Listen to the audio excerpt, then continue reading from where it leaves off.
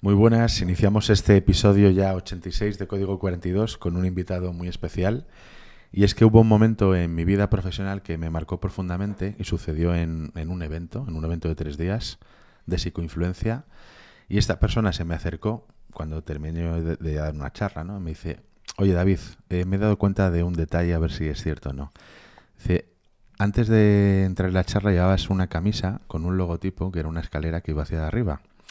Y ahora llevas una camisa con un logotipo que va hacia abajo. Fue la única persona de ese evento, que había casi 100 personas, que se dio cuenta, al parecer, o al menos que me lo dijo, de ese pequeño detalle y me confirmó que en este mundo de la comunicación efectivamente parece que hay personas que ven más allá de lo aparente.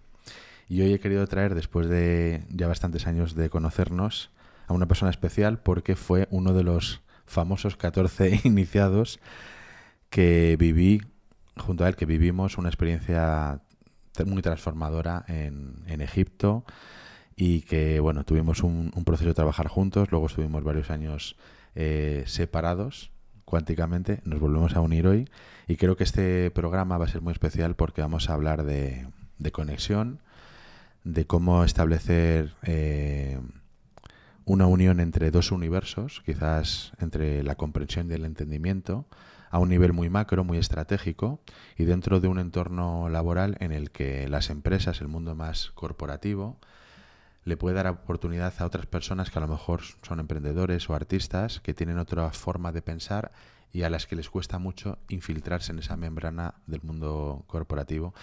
Así que para mí es un placer de verdad, por fin, haber retomado el contacto de esta manera. Javi, gracias por estar en Código 42. Un súper placer, David. Muchísimas gracias por la invitación. ¿Cómo te sientes ahora que físicamente nos hemos conectado de nuevo? Ahora abrumadísimo porque soy uno de los famosos 14, soy el de la escalera. Ya de aquí esto solo va a ir hacia abajo como la escalera. Ya. No, muy contento y muy feliz, como te he dicho, y muy agradecido del recorrido y de todo lo que aquello me aportó. Y encantado de poder estar aquí y compartir contigo un rato que además pueda aportar algo a toda tu gente, a Sí. toda tu audiencia. Bueno, ya te lo dije en su día, ¿no? Que me pareces una persona extremadamente inteligente y estratega. Y Eso vamos no a sé si hablar... tomármelo bien o mal. Pues Bueno, sé que tiene sus en este universo desafíos. parece que le dices a alguien que eres estratega y te miran mal, pero sí creo que tiene la capacidad de ver más allá y hoy lo has puesto al servicio, ¿no? De muchas personas a las que ayudas. Ahora hablaremos del universo que tú has creado y a la cantidad de inversores, empresarios, startups que ayudas. Pero quería empezar por el universo este de Egipto en el que tú estuviste inmerso y que vimos una experiencia hace ya unos años muy trascendental que normalmente cuento, ¿no? En todo lo que hago en Código 42, en formaciones. Y tú fuiste uno de los 14 que vivimos aquella experiencia y me acabas de hacer un regalo del que me acabo de enterar. Ahora vamos a compartirlo con todos en primicia. Algo que ni siquiera he leído y es que Javi pues transcribió todas sus vivencias desde su marco, ese cuaderno bitácora de una experiencia que yo creo que nos transformó a muchos de los que estuvimos allí, por no decir a todos. Absolutamente. Creo que nadie salió de allí igual o indiferente. Creo que en absoluto. Eso creo que fue así. Y sí que me gustaría empezar a compartir pues, el regalo que me acabas de hacer, compartirlo con el mundo, ¿vale? Y que vayamos comentando cómo viviste tú este proceso, esta experiencia, desde el ángulo, al menos lo que yo percibía, de la mente de una persona muy estratega, muy ingeniero, por así decirlo, y que, claro, yo te vi allí vivir algo como lo que me pasó a mí y no daba crédito a que una persona aparentemente muy de tierra estuviera conectada a lo más profundo o a lo más etéreo y que sacaste de todo aquello y que podemos aprender. ¿Y te parece que...? Vamos allá. Yo no lo he compartido con mucha gente. Es una cosa que es verdad que a mucha gente le va a chocar y le va a llamar la atención, pero hay Claro. mucha gente que le va a resonar. Y es verdad que, creo que te lo he dicho antes, que yo todo lo que he escrito lo sentí, lo percibí y lo viví. No hay nada ahí que sea fruto de nada. Podemos decir que no tomamos ninguna droga, apenas alcohol, porque allí el alcohol era malo, caro y escaso. Totalmente. Y luego sí que sentí que efectivamente yo era uno de los 14, pero en un momento dado yo era el escriba de aquello. Sí. Y yo creo que ese rol Sí. del que cuenta la historia, el contador de Es historias, cierto. y quién sabe más de esto que tú, ese rol de contador de historias a mí me tocó allí en aquel momento. Y además el proceso fue como muy fácil, ¿no? Con esa libreta primero donde fui haciendo muchos garabatos y de hecho la conservo, la libreta, y tengo incluso fotos, por si algún día se pierde la libreta física, porque aquello eran más imágenes, símbolos, ¿no? Los números Totalmente. y tal. Y luego sí que le quise dar esa forma escrita, ¿no? Que creo que Sí. me ayudaba, y lo hice muy, muy cerca al viaje, a los pocos meses o semanas, no me acuerdo exactamente cuándo, Sí. pero por cuando lo tenía fresco. Creo que a veces la leo y digo, esto es un disparate. Bueno, pero fíjate, lo aterrizaste. Mucho de lo que hablamos aquí es lo importante que es en el mundo en el que vivimos, ¿no? Sobre todo laboral, que haya personas capaces de abrir hipótesis a mundos quizás incomprensibles y aterrizarlos en formas que puedan ser entendibles para facilitar que las personas de tierra pues puedan emprender. Entonces, al final es lo que haces también, ¿no? Para Sí, sí, sí. conectar al mundo de las startups con inversores u otras empresas. Así que vamos a generar ese vínculo, ese eslabón. Y si te parece, Lavi, vamos a compartir este regalo que nos acaba de traer Javi y compartirlo con el mundo. Y vamos a rememorar aquellas vivencias. Yo creo que con esto estamos todo, no sé cuánto tiempo vamos a estar, pero con esto estamos toda la noche si quieres. No, O sea bueno, que esto es un día. haremos varios capítulos más. Pero bueno, aquí vemos obra, la pirámide de la vida, lo que Egipto me enseñó. Así que nada, tú que eres el escriba, también puedes ser el narrador. Sí, Así a bueno, grosso modo, ¿eh? Lo que sí, tú sí, sí, sí, sí. recuerdes. A ver, yo lo que quería cuando me puse a escribirlo, y las fotos son todas fotos que hice yo en el viaje, no sé si hay alguna que era de alguno de los compañeros, pero creo que son todas fotos que hice yo. Pero son fotos del viaje, o sea, no hay ninguna foto aquí de stock ni nada. Sí. Pero quería recuperar esa historia y claro, desde mi propia sorpresa. O sea, cuando yo releía o yo veía mi libreta, yo decía, joder, no puede ser que esto me ha pasado a mí, ¿no? Entonces, en esa capacidad de asombro, dije, esto hay que escribirlo, hay que contarlo. Esto es una cosa que me dijo una vez un amigo. Tú sabes que yo perdí una novia en el año 2008, que era muy joven, y un amigo me dijo, escribe todo lo que sientas. Uh-huh. Y entonces empezamos a escribir con otro amigo, empecé a escribir algunas cosas. Y entonces aquí me pasó un poco eso. Yo dije, esto hay que contarlo. Y el viaje, además, yo creo que, supongo que lo has contado, pero claro, nosotros no íbamos a ir a Egipto. Totalmente. Hubo No. un cambio. ¿Sabes que tengo el póster? Sí, ¿eh? Tengo el póster. Íbamos a ir a Bahamas. Íbamos a ir a Bahamas. Íbamos a ir a Bahamas y de repente aquello se rompe en el camino, y fruto de ese se rompe. Hay alguien que dice, oye, tal, yo he estado. Había dos personas allí, Eso es. Vic y Almudena, que habían estado muchísimas veces, que conocían aquello muy bien, y de repente surge el viaje a Egipto. Y mira que yo había estado 2 veces en Egipto, Sí. que ya es raro haber estado 3, que esta fue mi tercera. Dije, bueno, pues sí, a mí me importaba más el compartirlo con vosotros. Y entonces surge esto. Y entonces yo iba con muy pocas expectativas de ningún proceso de esto. O sea, sencillamente estábamos fluyendo, hubo un proceso que tú habías construido ciertas cosas, el proceso en el desierto, que tiene todas esas reminiscencias bíblicas, ¿no? De la preparación, la noche antes, Total. el juego, el zorro, etcétera.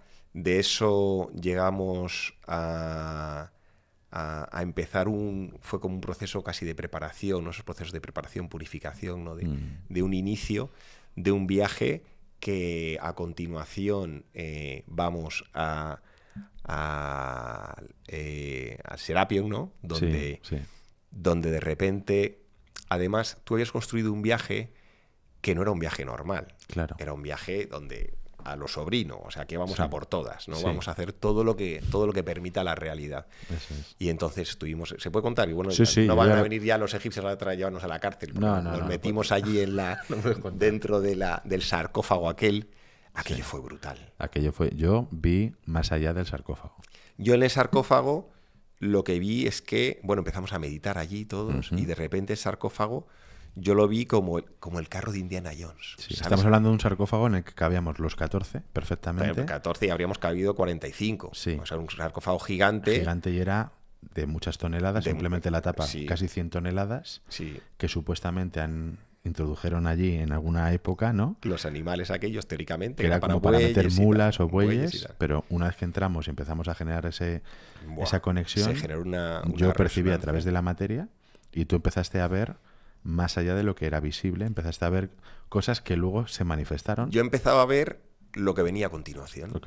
Yo empecé a ver a partir de ahí vi como eso se movía pues como una montaña rusa, ¿no? Como que yo iba como por agua, ¿no? Por unos carriles, y de repente asomaba a los pies de la esfinge.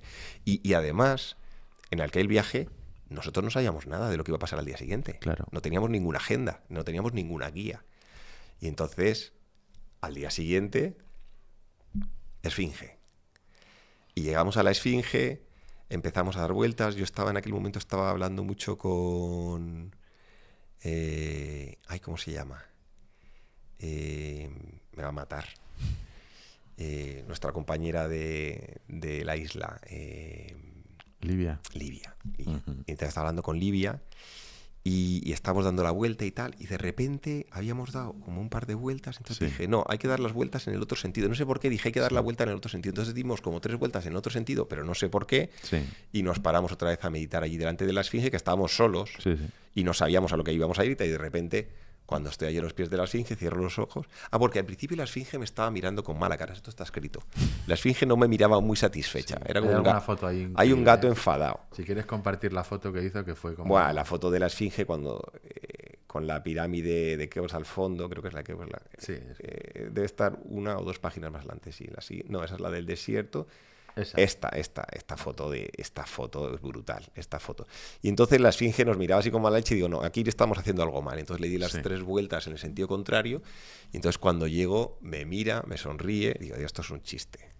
Entonces cuando cierro los ojos miro que se abre un túnel entre las patas delanteras de la Esfinge con una proyección así como muy cuadrada y jalonada, ¿no? Como cada ciertos metros un cuadrado, ¿no? Como que bajaba así en 45 grados y tal. Claro. Yo no sabía nada de lo que íbamos a hacer luego ese día y tal, tampoco. Y tampoco tenía yo fotos y tal. Y entonces, esa noche... Pon otra foto. Pon la siguiente, sí. La siguiente, sí, la del túnel, la anterior, esa. Y esa es la foto que luego hice en el túnel. Eso lo había visto yo unas horas antes. Que además...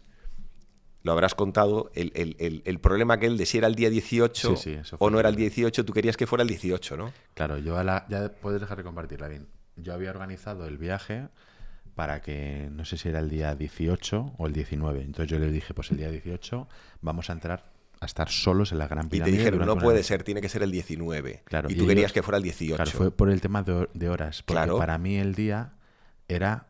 la noche del día siguiente. Y estos interpretaron que era la madrugada del día. Claro, es que era la 1 de la mañana y de repente... Claro, estábamos en el hotel después de haber ido a la Esfinge. Que yo había hecho bomba de humo y me había ido a dormir. Y la mitad estabais arriba de la habitación. La mitad estábamos en las habitaciones. Yo no sabía qué inventar para sacaros, que luego generó una discordia bestial. O sea, ¿fue Almudena que se puso fatal o quién fue? No sé.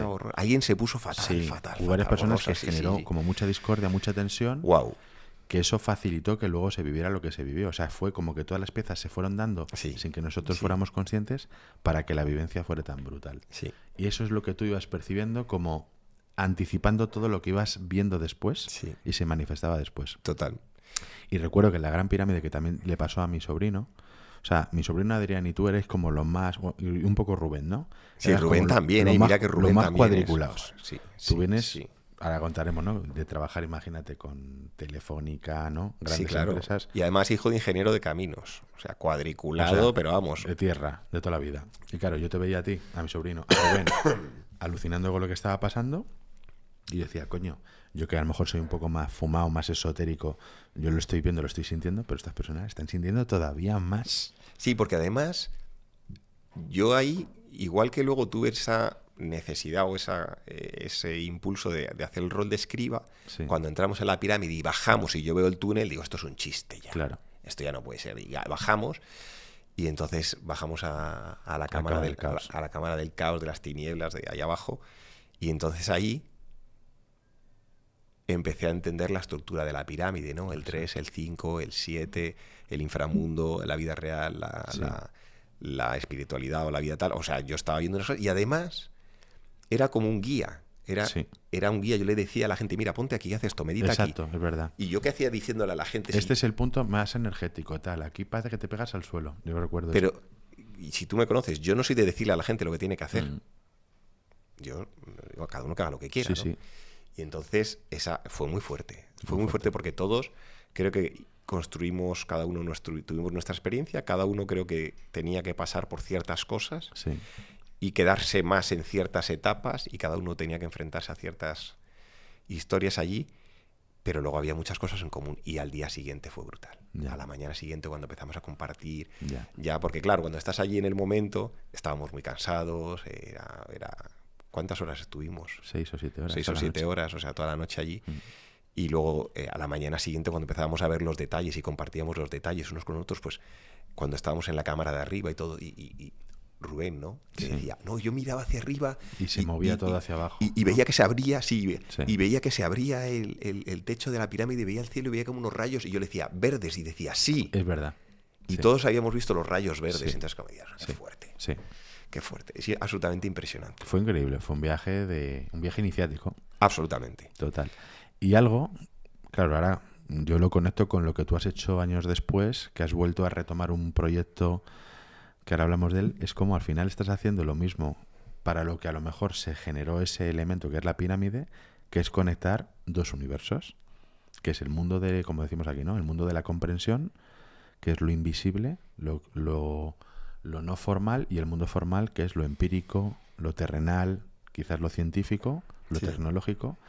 Y gracias a ser el escriba, hoy estás ejerciendo lo mismo que a lo mejor ahí se te despertó, con un montón de empresarios inversores, con startuperos, que son los elevados que tienen un proyecto de emprendimiento y que quieren ser comprendidos en un mundo que a lo mejor no les comprende. Y tú facilitas esa conexión en esos mundos. Sí. Eso es una parte fundamental de mi trabajo con mi socio y con el equipo, es la parte de conexión, de hacer de intérpretes y de conexiones de mundos muy distintos, Te decía que ahora sobre todo estamos trabajando mucho con emprendedores científicos y claro, el emprendedor científico viene de un mundo muy alejado de la empresa, muy profundo, muy tecnológico, muy aterrizado, muy científico, ¿no? Como su propio nombre indica. Sí.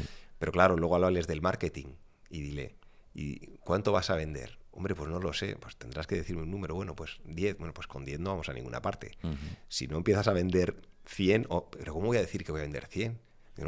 Entonces, ¿cómo llevamos a la gente tan de tierra y tan científica a abrirse a explorar y a vender y a contar ideas y a transmitir ideas y explicarle a la gente que su idea a veces es lo menos importante, que la gente va a invertir en ellos como personas? Tal cual.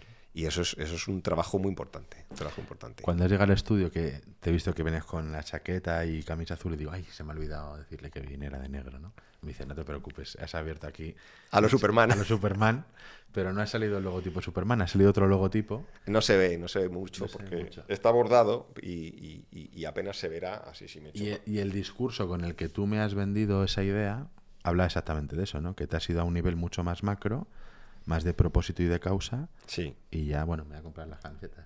Sí, es una camiseta de Saint Javelin, que es una marca ucraniana. Sí.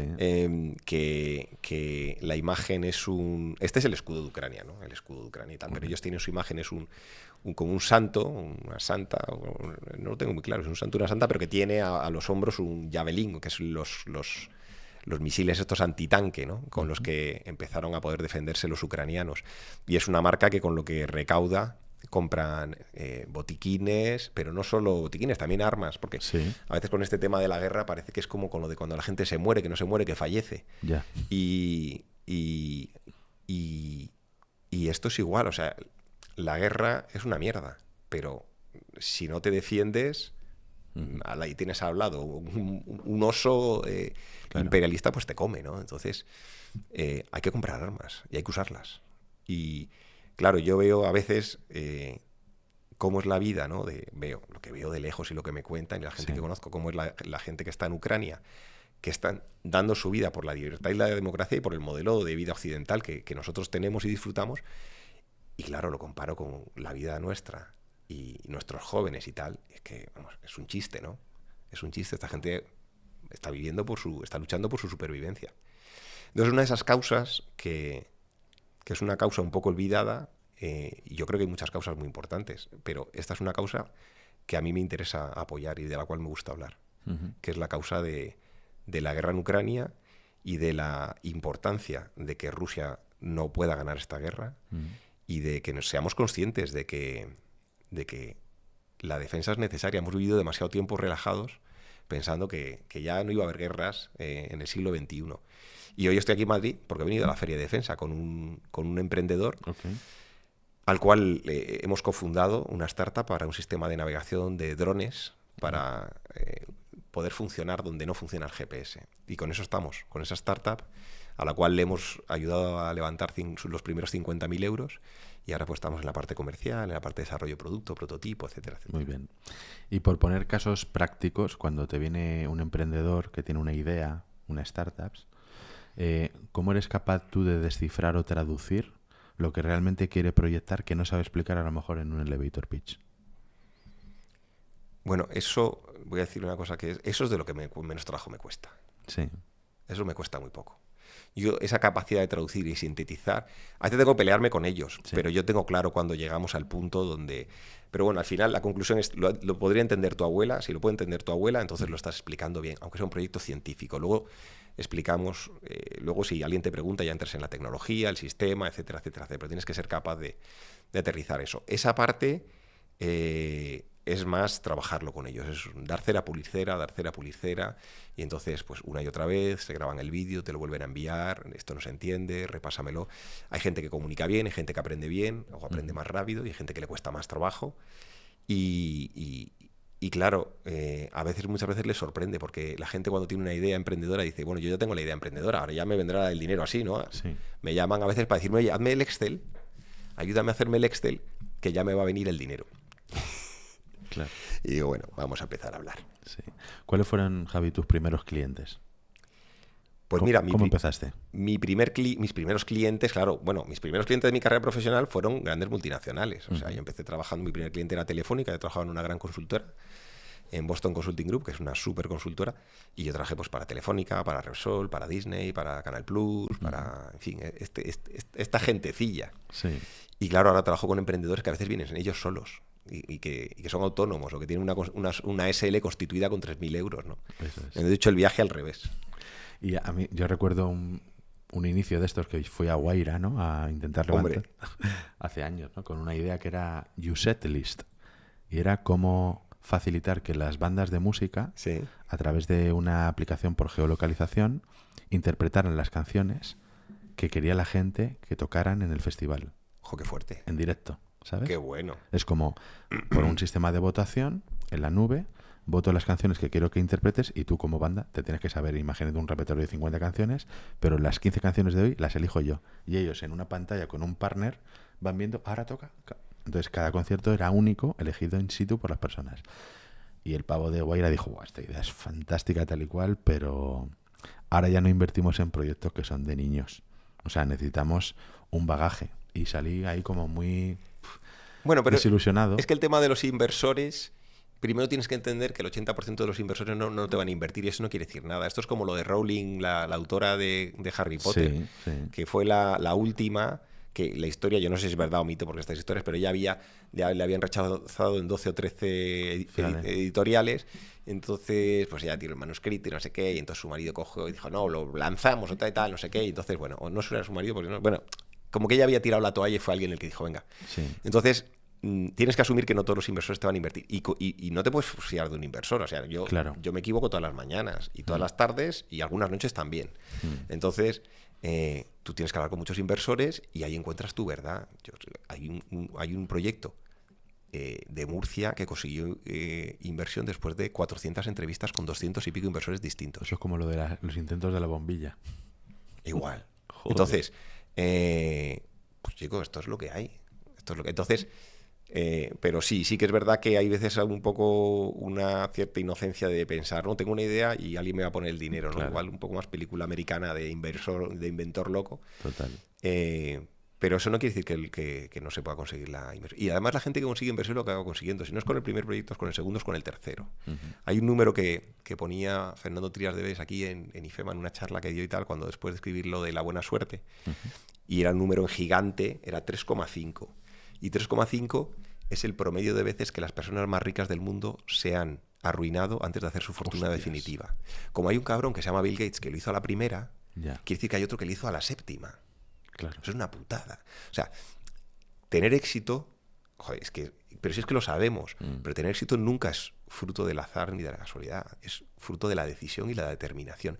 Y además la determinación siempre gana la inteligencia. Por eso yo, de hace tiempo, cuando alguien me dice, joder, es que tú eres muy inteligente, digo, me cago en la puta, que no quiero ser inteligente, Ya. quiero ser perseverante. Determinado. O sea, me encanta ser como soy y admiro lo que mi padre nos enseñó y cómo nos estimulaba de pequeños, porque los sábados nosotros nos íbamos a la cama de mi padre a trabajar con el Cacumen, que tú no lo habrás conocido, eso era una revista que salía, no sé si era mensual o semanal, de juegos de ingenio, numéricos, de lógica, era súper divertido. Yo llegué al Pequeño País, que salía... No, esto era una revista entera y cada uno tenía pues a lo mejor 30, 40 o 50 cosas, ¿no? Yo creo que eran mensuales. Fíjate. Habría que buscarlo eso. Y entonces mi padre, claro, todos los juegos de lógica, yo me los sabía todos. Yo cuando llegué a hacer las pruebas de las universidades y tal, de ICADE y tal, todos los psicotécnicos, esto y tal, yo me las sabía, ya es que me lo sabía las pruebas.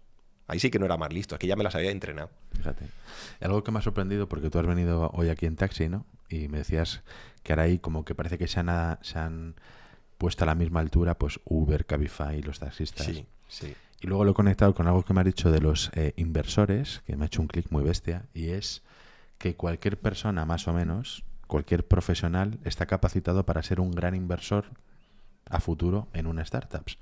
Mi creencia es que si yo tengo que meter pasta en una startup, tengo que ser un business angel, ¿no? Inicialmente. ¿Pero qué es ser un business angel? Si es que tampoco no sé, no hay un título para esto. Estos que salen en la tele... Hay cursos de business angel. Que está bien, ¿eh? O sea, si te vas a dedicar a ello profesionalmente... Un multimillonario que además se dedica a eso, pero es como que me has hecho ver que incluso cualquier empresario, cualquier profesional podría invertir no solamente en lo que invertimos en inmuebles, en oro, Sí, es que debería. en criptomonedas, sino en startup. Claro. Es decir, invertir en ideas y en pequeños, quizás en pequeños emprendedores que lo que necesitan hoy son pequeños o medianos inversores y no tener la creencia, al menos como la tengo yo, de, oye, para levantar aquí una financiación tengo que irme a un programa de televisión o caer en gracia a una persona que es un multimillonario. No, afortunadamente el ecosistema este, que si lo llamamos ecosistema, porque hay diferentes actores y diferentes bichos que trabajamos ahí, algunos se comen a otros, de esto también hay historias de terror, como en todos sitios.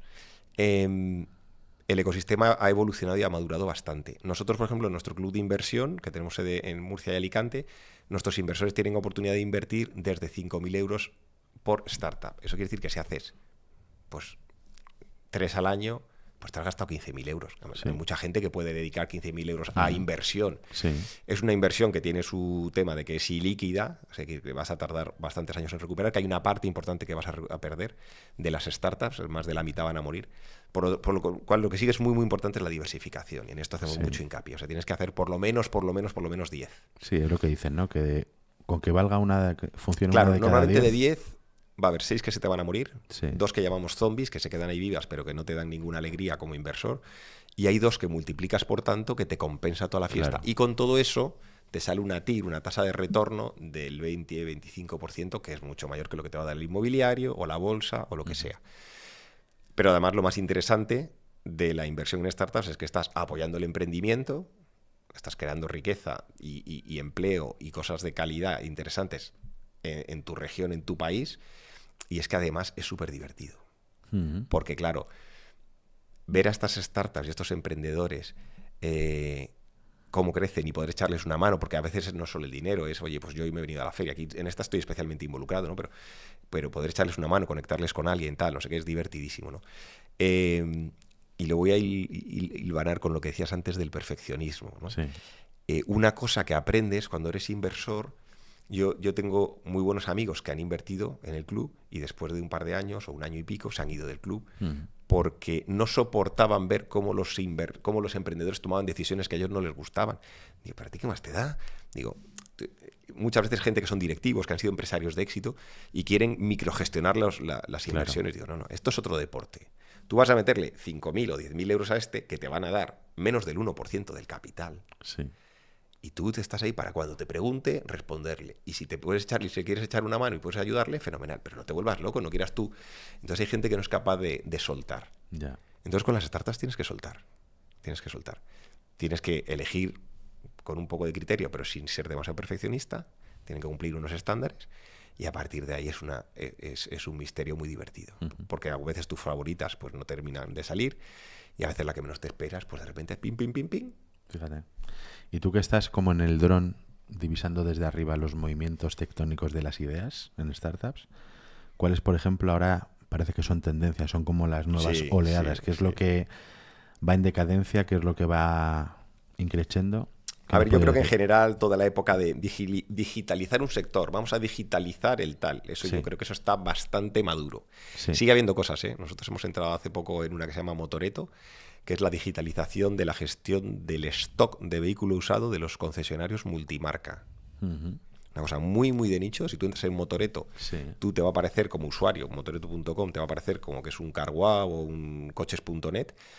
Pero cuando entras como concesionario, lo que tienes detrás es un sistema de inteligencia artificial que te dice cómo evoluciona el precio y hacia dónde va a ir, que te permite ver stocks de otros concesionarios de España, y si hay un cliente que quiere el Mercedes rojo y tú no lo tienes rojo, pues lo compras al de Vigo y te lo traes, pero es que además la grúa la contratas desde Motoreto, o sea, te hace un seguimiento de la rentabilidad, en fin, Entonces, hay algunos nichos donde hay cosas por digitalizar, pero yo creo que evidentemente el gran elefante en la habitación es la inteligencia artificial, pero otro día estaba hablando con un amigo que es inversor y emprendedor, y es verdad que el problema es que dijo hace muy poco Eric Smith, que estamos a 2 años de la inteligencia artificial general. O sea, es que es una inteligencia más lista que tú y yo juntos.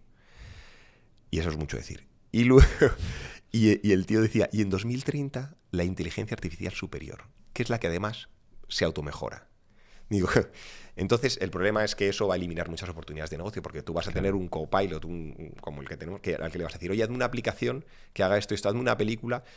Entonces, por ejemplo, yo digo, el Netflix en el futuro será que tú te sentarás y dirás, oye, quiero ver una película de La Cenicienta con Catherine Hepburn y Schwarzenegger con música ¿de quién te apetece? Metallica. De Metallica, en blanco y negro, y que termine con una escena de no sé qué. Y Netflix te la va a hacer en segundos. Y luego compartiremos. Tú me pasarás, Javi, tío, mira la Cenicienta que me he marcado en Netflix. Fíjate. Y me la compartirás. O sea, yo creo que...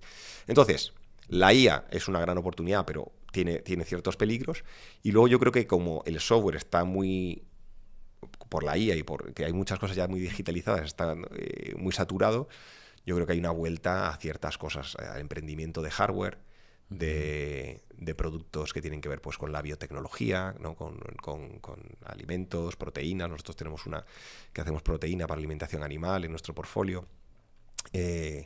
Soluciones que tienen que ver con la robótica, con cosas que se tocan, por ejemplo, hoy estaba hablando con unos emprendedores de Murcia que tienen un sistema de ciberseguridad para chips, pero física. O sea, lo que hacen es que tienen una capa física que lo ponen junto al chip para evitar ciertas intrusiones y ciertas cosas. Porque como los chips se hacen todos en el mismo sitio y la gente que los fabrica deja puertecitas, pues tú le pones una capsulita alrededor y dices, bueno. Entonces yo creo que vamos a eso, emprendimiento más de producto, mucho de salud. El tema de salud a mí me fascina. El tema de longevidad, vida, cáncer. Creo que estamos ahí, hay una ebullición de cosas. La IA aplicada a la salud creo que va a ser un disparate. Y ciberseguridad, por supuesto. Ciberseguridad creo que es una cosa que cada vez, somos más conscientes. Sigue habiendo cosas interesantes, ¿no? En renovables, en tal, no sé qué, pero bueno, ahí ya es más... están muchas cosas ya muy inventadas, ¿no? Pero bueno, yo creo que todo eso va a seguir impulsando. Ahora que hablas de Netflix, el otro día estaba viendo con Tati la nueva temporada, Black Mirror. Ah, Black Mirror no la he visto todavía, tengo muchas ganas. ¿Ninguna temporada? No, esta última. Esta última temporada, sí, otras, pero evidentemente sabes de qué va. Sí. ¿Y qué te parece a ti el concepto de Black Mirror? Es decir, que nosotros podamos ver en Black Mirror el túnel de la pirámide, ¿sabes? Que es como... Sí. Es una premonición, ¿no? Sí, pero es como Julio Verne, ¿no? O sea, Julio Verne era una premonición, ¿no? Claro. Y lo que pasa es que ahora la premonición te viene en 6 meses, ¿no? Ahora ves los capítulos de... ¿Has probado a ver alguno? Yo no lo he hecho, pero... ver algún capítulo de la primera temporada de Black Mirror. Y dice, bueno, esto ya... Es verdad. Esto, claro, sí, con las redes sociales esto es un chiste, ¿no? Lo que ha pasado. Fíjate. O sea, lo que estamos viviendo el cambio a tal velocidad... Sí, que no es Blade Runner. No. Odisea en el espacio, que te ponían a 40 años vista, claro, 100 es que años vista. La velocidad de cambio es que es brutal. La velocidad de cambio es brutal. O sea, estaba escuchando el otro día un podcast de Polímatas, ¿lo conoces? A Balbuño de Bustillo. No, a él no. Conozco a... ¿Quién es? ¿Javier Recuenco? Puede ser, tiene varios colaboradores, pero el director de la biblioteca creo que sí. Y bueno, y el último podcast que ha hecho es 10.000 años de miseria. Entonces, explica que que desde la revolución neolítica hasta los 1950 ha sido todo un desastre, porque dice, cualquiera que viviera en la época anterior, que eran cazadores, recolectores, esa gente vivía fenomenal, trabajaban 15 horas a la semana, tenían su tribu, tenían buenas relaciones, tenían sexo, conocían a sus amigos, tenían una cierta mortalidad y tal, pero si pasaban de la infancia y tal, es verdad que no tenían penicilina, no tenían tal.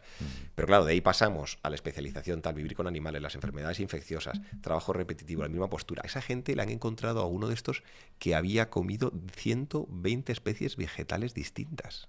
El cazador-recolector. Nosotros pasamos a comer todo el rato los mismos cereales, el mismo no sé qué, ahora ya la comida basura y tal. Pero bueno, al final dice, ahora estamos en una época que desde los años 50 dice que cada generación tiene su cacharro nuevo.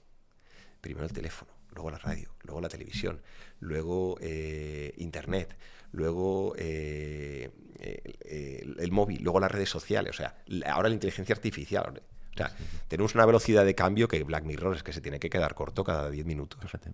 ¿Y esta sensación de velocidad, en qué dimensión crees que está pulsando? Porque parece que tiene que ver con la del tiempo, pero a mi parecer creo que también tiene que ver con el acceso a la información. Entonces, cuanta más fragmentada y más información hay, nuestra atención parece que tiene que caminar más rápido y nos genera la sensación de que todo va más acelerado. Sí, lo que pasa es que esto, yo creo que, fíjate que tanta tecnología y la IA como motor de la irrelevancia del conocimiento, es que es muy fuerte, ¿eh? Que yo digo esto y mi padre se revuelve en su tumba.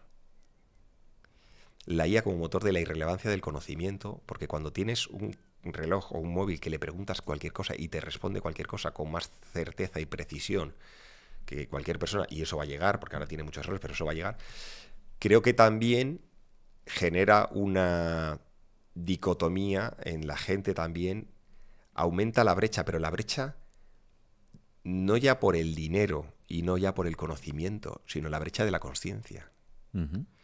O sea, yo escuchando el podcast me di cuenta de por qué hay un montón de cosas que yo hago que tiene que ver con levantarme a las 5:30, meditar, estudiar, hacer deporte, cómo cuido la alimentación, cómo cuido mi espacio, cómo cuido mi contacto con la naturaleza. Yo corro 3 días a la semana por el monte con el perro. O sea, no te digo que me lo mejores. O sea, tengo una calidad de vida absoluta. Pero yo me he creado esa calidad de vida que recupera esas cosas que la vida de hoy no me da. Entonces, hay un montón de gente que va al Matrix. O sea, va al Matrix, ¿no? El móvil, así enganchados. Total. Y si no es Netflix, es YouTube, y si no la dopamina del TikTok, etcétera, etcétera, etcétera. Entonces creo que la otra polarización y la otra tal es la de la conciencia. O sea, yo creo que en este momento de irrelevancia, entre comillas, y yo sigo formándome y leyéndome y me encanta, pero irrelevancia relativa como herramienta competitiva del conocimiento, y el dinero, es verdad que, joder, a medida que la sociedad evoluciona, cada vez con menos se está muy bien. Y tienes acceso a todo y tal. Entonces, yo creo que la conciencia es un punto de ruptura.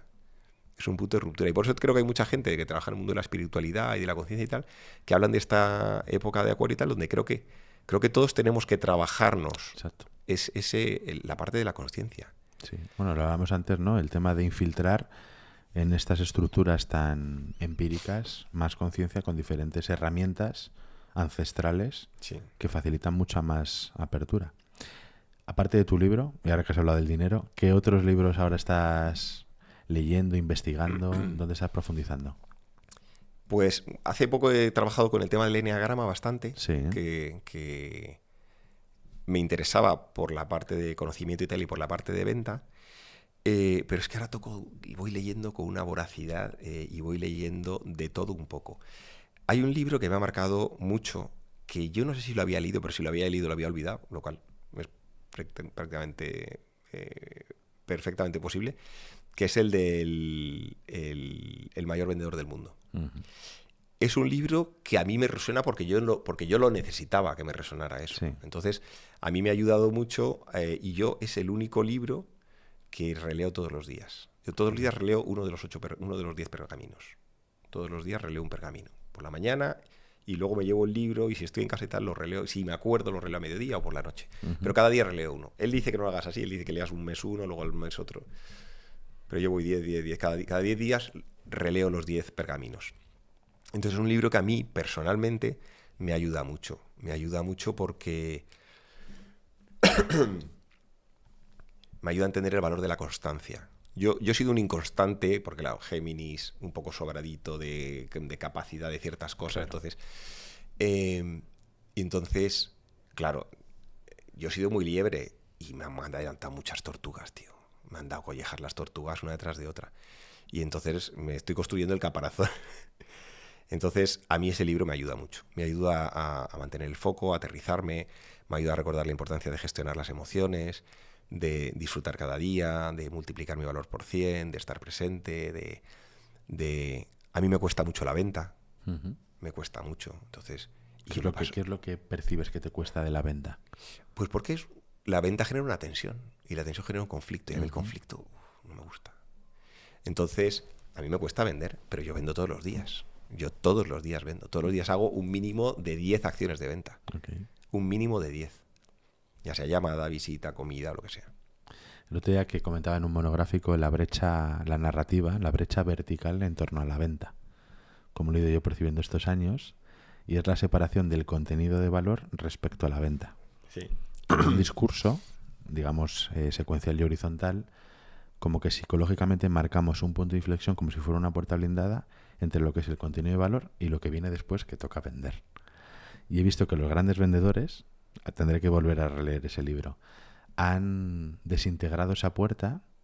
Al principio la han ido atrayendo a, como tú hacías con la manifestación del túnel. Sí, sí. Es como no lo alejo la venta, sino que la meto hasta el punto en el que el contenido de valor es la propia venta. Es como que si fusionaras las dos dimensiones. La gente, yo he visto que genera como un ruido cuando ya va anticipando que le va a tocar vender, lo que para él sea el concepto de vender. Sí. Y en ese momento es donde se genera la mayor cantidad de objeciones. En esa puerta blindada. Entonces, cuantas más objeciones, más dura está la puerta. Sí. Entonces, la idea sería cómo lograr desintegrar e infiltrar la venta en todo el contenido de valor. Pues mira, te digo cómo me ha funcionado a mí. Sí. Hay otro libro que leí hace no tanto y que también me ha encantado, que es el de Nunca comas solo. Uh-huh. Entonces, yo pasé un proceso de una cierta involución o de aislamiento, como lo quieras llamar. Me fui a Murcia, me hicieron también, entré en una estructura donde una serie de cosas, y por una serie de motivos y tal, como que me fui como desconectando de ciertas redes y de ciertas personas y tal. Y entonces, ahora me encuentro en que soy el conector. Entonces, y además quiero ser el vendedor, porque quiero vender y quiero impactar y quiero... Entonces, yo lo que hago es que... Pero claro, parto de mi punto de partida, donde yo estaba, que es que me costaba la venta y estaba muy desconectado, muy cómodo, casi un poco... Y además con la pandemia, que eso ya fue como la leche, porque ya ermitaños totales. Porque además, como yo soy muy de la eficiencia y de hacer las cosas de la forma eficiente, la eficiencia es, te hago la venta por WhatsApp o por mail. Entonces, claro, eso funciona en ciertos contextos, pero en ciertos contextos tienes que juntarte con las personas. Entonces, lo que he hecho es potenciar el conector al máximo, introducir la venta cuando es necesario desde el minuto 1 y forzarme a que con cierta naturalidad hables de la venta. Pero lo que hago sobre todo es que le pongo una capa auténtica de servicio y de ayuda. Uh-huh. Y ofrezco ayuda que cobro y ofrezco ayuda que no cobro. Que cuando tiene sentido, porque hay cosas que dice, oye, te pongo en contacto, pues tal, pues no sé qué. Oye, pues te dedico 3 minutos. Yo antes no dedicaba 3 minutos a nadie, gratis.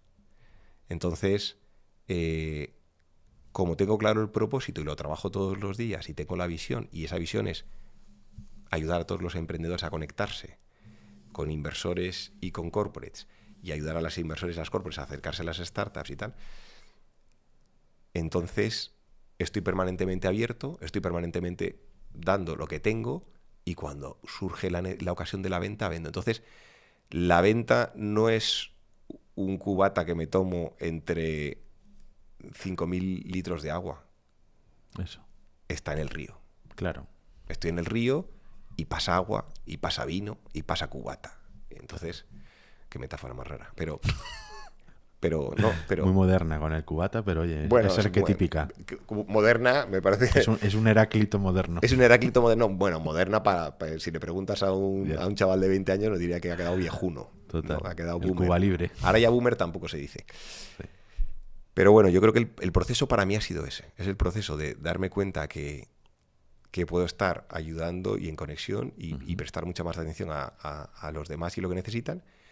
Y en ese momento aporto más valor y vendo más.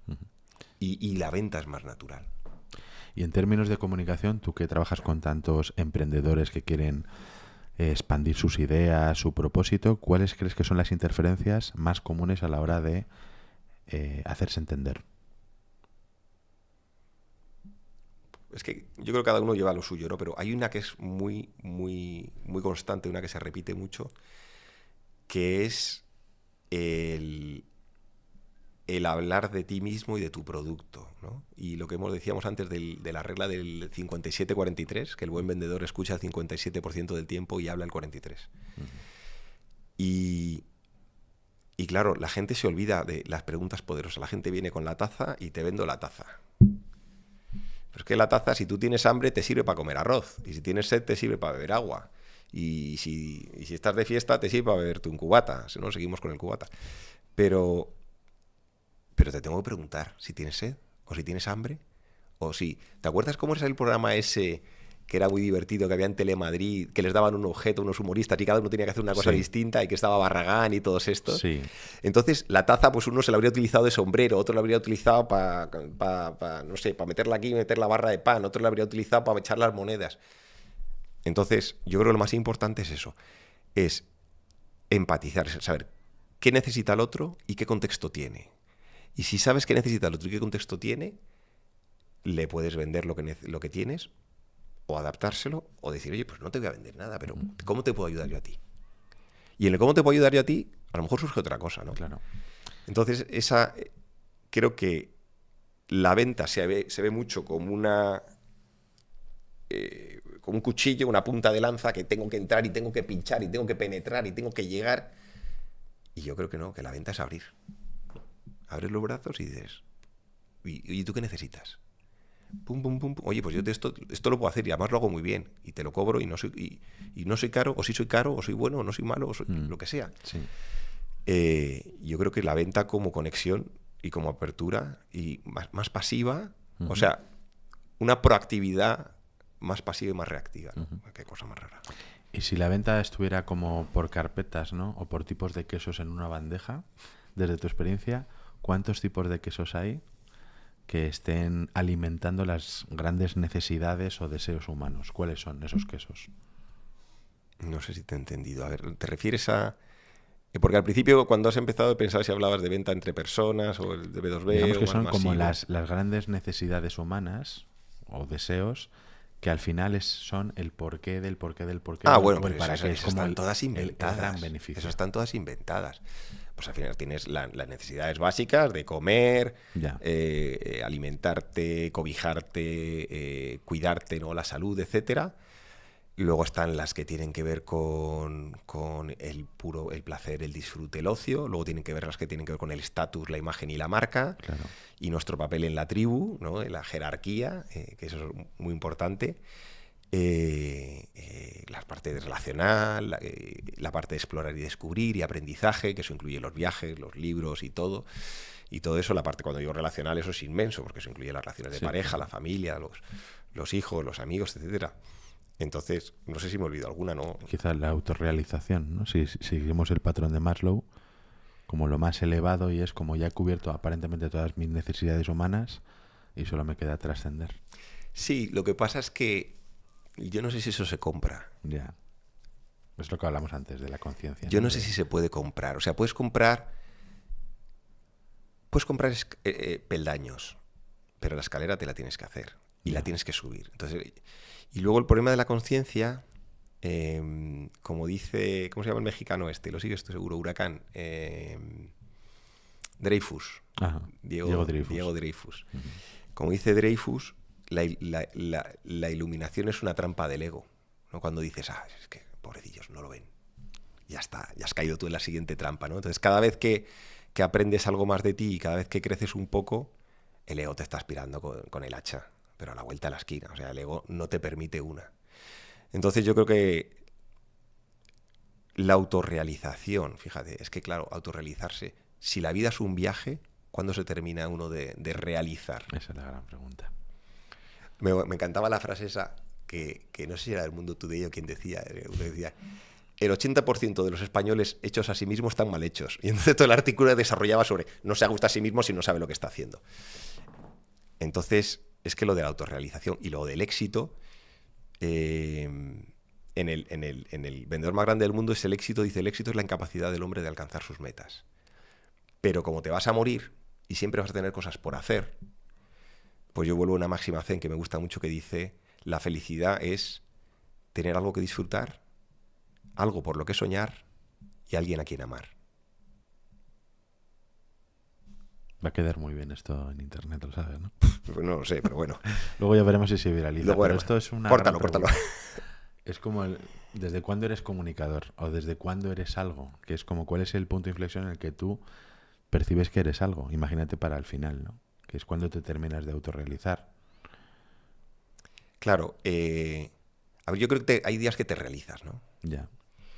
Y además, si vives con un poco de intensidad, te das cuenta que, joder, que cada día yo disfruto mucho lo que hago. Y trabajo y tengo mi tiempo de descanso, ¿eh? Yo tengo mi tiempo de música. Sabes que tengo mi proyecto en activo. ¿Sigues ahí tocando el bajo? Sigo. Hoy he hecho una venta a través de la plataforma de bodas. Porque como ¿Sí? lo que hacemos es música de cóctel. O sea, te han contratado a la banda. Sí. Entonces, el proyecto nuevo que tengo es de música surf. Llamamos de paparajotes, que es una cosa muy murciana. Sí. Y entonces el deporte no me cuesta mucho porque lo hago a primera hora. La música me cuesta porque lo hago a última hora. Okay. Llego muy cansado. Entonces, pero cada día, si miro al final del día y he tenido un rato para reírme con Sirena, he podido ayudar a gente y he trabajado y mi equipo ha crecido y hemos hecho cosas. Si he hecho una venta también, si he tenido, aunque sea 5 minutos para coger el bajo, y yo en mi despacho tengo el bajo aquí al lado, o sea, para que me cueste menos cogerlo que levantarme y irme al salón si estoy en casa. Entonces, pues ese día me he realizado y me voy a llegar derrotado y a la mañana siguiente vuelvo a empezar la partida. Entonces yo empiezo por la mañana dando gracias cuando me levanto, antes de levantarme de la cama, que sigo el método de dispensa, la visualización de dispensa, lo primero que agradezco es, doy gracias por este día y por el de ayer, que también lo dice el vendedor más grande del mundo. Yo doy gracias por este día y por el de ayer. Y luego sigo con los agradecimientos y estoy un buen rato con los agradecimientos. Entonces, pues, ¿me he realizado el día anterior? Pues no, supongo que sí, ¿no? O sea, pero por eso te digo que yo creo que la vida es una suma de días y hay que hacer que cada uno cuente y ya está. Y luego, al final, irte de la mejor forma posible y habiendo dejado un legado, que yo creo que esa es la otra parte importante, ¿no? El legado. Hay un club, esto creo que te lo conté hace tiempo, no sé si te acuerdas o no sé si te lo conté, pero creo que sí. Hay un club de inversores y tal, y de empresarios muy potente en Estados Unidos que se reúnen por capítulos en ciudades, ¿no? En grupos en ciudades, que se llama Tiger 21 y que una de las cosas que hacen, tienes que tener un patrimonio mínimo, creo que son de 100 millones o algo así. Y entonces una de las cosas primeras que te preguntan cuando entras ahí a trabajar con ellos es ¿cuál es la visión de tu proyecto a 100 años? Ah, sí me acuerdo. Entonces, claro, a 100 años estamos todos muertos. Bueno, teóricamente, ¿no? Porque estamos cerca de que no sea verdad esa afirmación. Pero bueno, entonces, ¿cuál es tu legado a 100 años? Entonces, tu legado a 100 años es lo que construyes día a día con una visión de largo plazo. ¿Y qué es lo que dejas? Entonces, al final, tú que lo que dejas en esta vida son los hijos, los libros, las relaciones que has formado, la gente a la que has ayudado, la gente que le has enseñado algo y la gente a la que les has aportado algo. Total. Entonces la autorrealización para mí es un ciclo diario, ¿eh? Claro. De verdad es un ciclo diario la realización, no es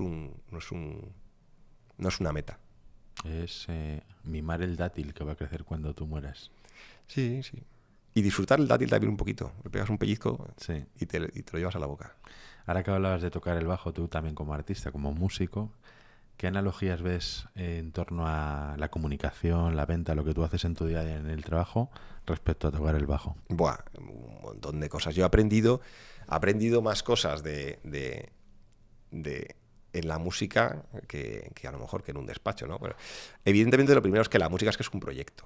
Es un proyecto, entonces es muy gracioso porque además tú sabes que los grupos sobre todo al principio suele haber una tendencia al liderazgo comunitario, ¿no? A la comuna, toda la...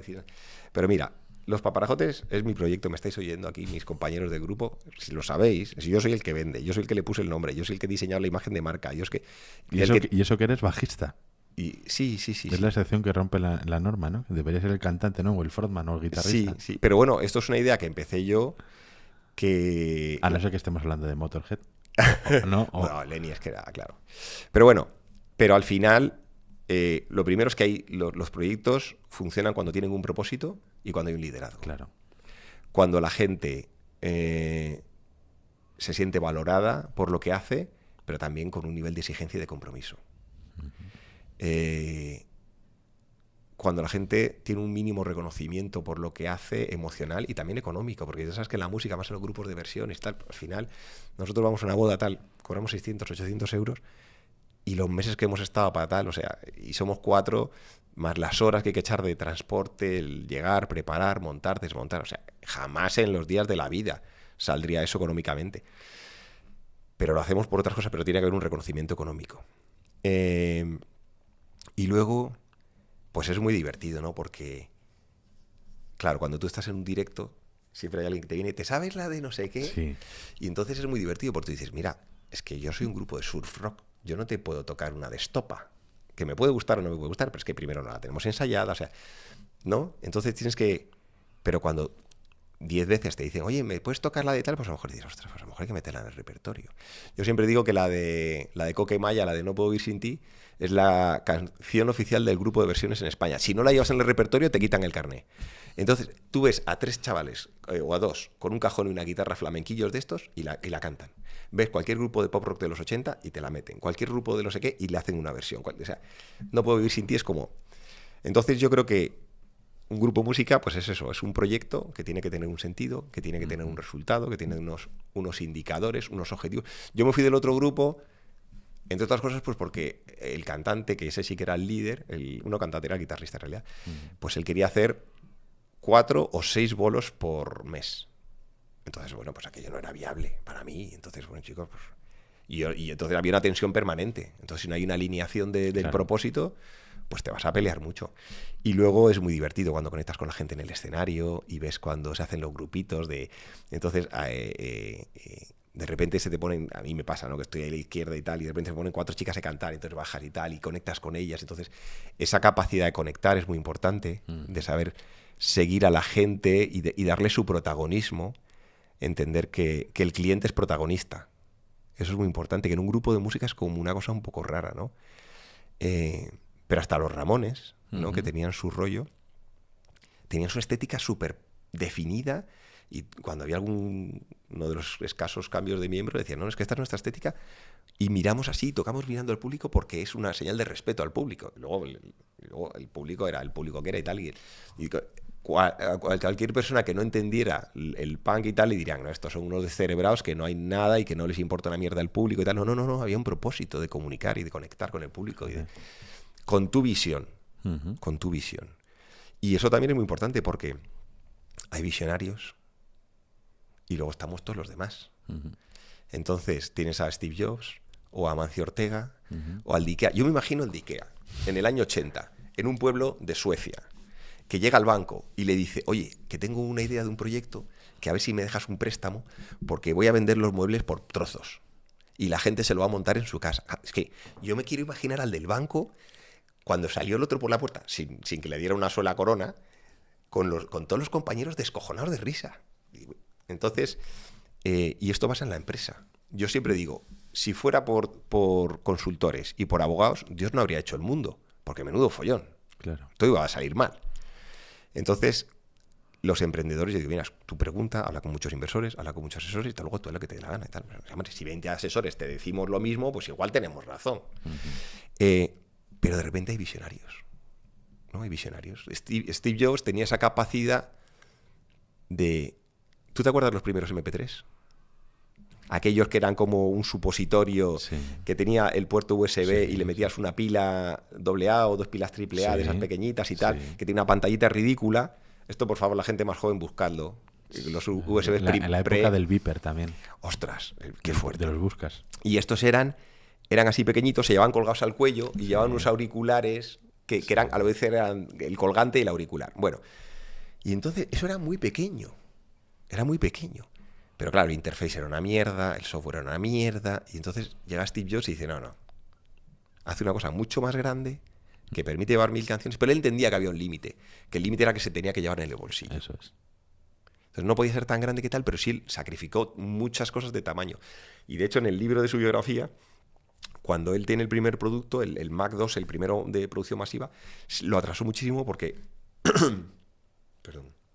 Porque el transformador pesaba un huevo.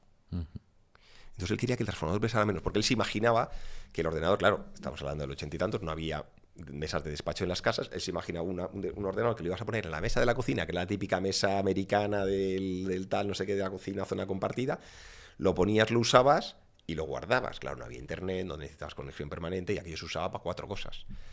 Y entonces el peso era muy importante. Entonces él, no era ni el teclado, ni el software, ni no sé qué, ni no sé cuánto. Tuvo el proyecto parado X tiempo hasta que dio con un tío, igual, le decía, no se puede reducir más, no se puede reducir más. Hasta que dio con uno que le dijo, yo te lo hago más pequeño. Y él quería que pesara menos de, no sé cuánto, lo dice la biografía, menos de 1 kilo. Y hasta no consiguió, no paró hasta que eso. Entonces, están los visionarios y luego estamos los demás. Entonces los demás tenemos que saber jugar a... Pero el visionario al final tiene mucha determinación y constancia. Tiene que tener más todavía. Claro. Porque claro, si ya emprender es jodido, y si emprender es enfrentarte a que tus padres te digan qué tal, tus amigos qué cual. Imagínate los emprendedores estos científicos con los que trabajo ahora que te digo y tal, no sé qué tiene. Claro, yo he tenido que trabajar con alguien, con alguna emprendedora, y le he tenido que decir, necesitas quitarte a toda esta gente de encima, pero no por nada, porque mientras esté a tu lado, tu universo es el universo científico, y entonces tú tienes que tener una patita en el universo científico, pero tú ahora tienes que ser emprendedora. Tú tienes que relacionarte con otra gente, porque mientras sigas hablando el idioma de los científicos, es que solo la parte emocional, la aversión al riesgo, el miedo al fracaso, el no sé qué, o sea, olvídate, no vas a emprender, no vas a conseguirlo. Y con esta chica además tengo una historia muy chula, que ahora es una de las emprendedoras con la que llevamos mucho tiempo trabajando. Es que me la encontré, le di una de esas charlas primeras que doy yo así de cachetazo, que le dije, esto no va bien. Y me dijo que no emprendía. Que se dedicaba tenía el proyecto ya medio marcha, facturaban algo y tal. No facturaba mal, ¿eh? Y se lo dejó. Y al año y pico, oye Javi, que he vuelto con el proyecto, que quiero que me ayudes, no sé cuántas. Y ahora está emprendiendo, y ahora está haciendo las cosas. Pero ha encontrado su momento. Entonces, si ya es difícil emprender y te vas a enfrentar a tanta resistencia y a tantos miedos y a tantas cosas, encima, imagínate emprender siendo un visionario. Un disparate. Totalmente. Un disparate. Pero claro, el visionario es ese que le van a decir todo el mundo que no y que ahora sí tiene que tirar para adelante. Y gracias a eso hace la visión. Joder, Mancio Ortega. Está emprendiendo en otra dimensión. Está en otra dimensión. Es gente que está en otra dimensión. Esa gente reinventa universos. Total. Algunos damos pinceladas en los universos, las coloreamos, ¿no? ¿Y tú qué haces? Y yo hago chapa y pintura de universos. Te dicen, no, yo he construido un cohete. Joder, alucinante. Bueno, Javi, para ir terminando, como ya nos conocemos hace tiempo en el universo de la psicoinfluencia... ¿Se ha pasado 1 hora? Sí, qué fuerte. una horita. En el universo de la psicoinfluencia, yo creo que has mamado bastante y creo que lo aplicas. ¿Qué es para ti la psicoinfluencia? ¿Te lo tengo que contar yo a ti? Para mí la psicoinfluencia es una forma de entender la comunicación, el emprendimiento, las ventas y las relaciones, que se alimenta de una perspectiva mucho más profunda, mucho más de conexión, mucho más de las personas, y que es una herramienta muy potente cuando la incorporas a tu proyecto. Uh-huh. Y antes has preguntado por la caja fuerte. Venga, hablemos de la caja. No te voy a preguntar por el código porque eres capaz de descifrarlo. Pero te voy a preguntar por lo que crees que hay dentro. Así que, nada, activa modo sarcófago. Activo modo sarcófago. Sí. Y cuéntanos qué crees o qué ves dentro de la caja fuerte. Que la abriremos en el episodio 100. En el episodio 100. Uh-huh. Yo veo la llave. Uh-huh. O sea, la llave dentro de la Veo, caja que veo la supuestamente- llave, sí, llevo la llave dentro de la caja. Un poco también una versión renovada del gato de Rodinger. Sí, pues.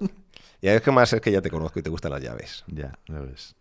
Bueno, Javi, gracias por hacer lo posible. Lo hemos No, y a manifestado ti. y lo hemos Se me ha logrado. pasado volando. Sí, ¿eh? Pero volando. O sea, si me hubieras preguntado, te habría dicho que llevábamos 15 o 20 minutos hablando. Hemos entrado en una dimensión atemporal. Absolutamente. Y hemos abierto además algunas cajas que estaban ahí, Sí. algunos cajones que... Sí, bueno, ha sido un placer volver a reconectar contigo Igualmente, y David. darte las gracias por tu labor y por tu propósito en el que tantas personas con grandes ideas, yo creo que también visionarios, como tú también tienes parte, están haciendo grandes cosas en el mundo. Así que nos vemos en el siguiente episodio, ya en el 87, y espero y deseo que en un futuro próximo todo lo que hoy se ha puesto sobre la mesa empiece a tener sentido para muchas personas. Espero que sí, seguro que sí. Muchas gracias. Gracias a ti, David. Anda, mira qué bien. Toma ya. Bueno, ¿qué tal? Muy bien, ¿no? Pues Sí. se me ha pasado volando, ¿Verdad? volando. No sabía que el rollo de que la abrías al final. Sí, episodio 100. Ah, Ahí episodio también 100. constancia.